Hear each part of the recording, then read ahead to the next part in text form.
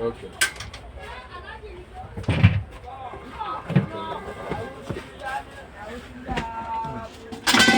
Where are you now? Okay, we fed them.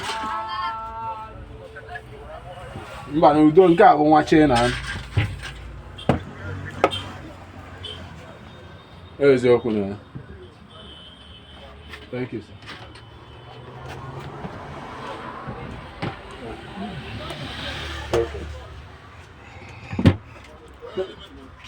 I get there. Wow. Yeah, wait, you go motor. Mpa? Mpa, in your room.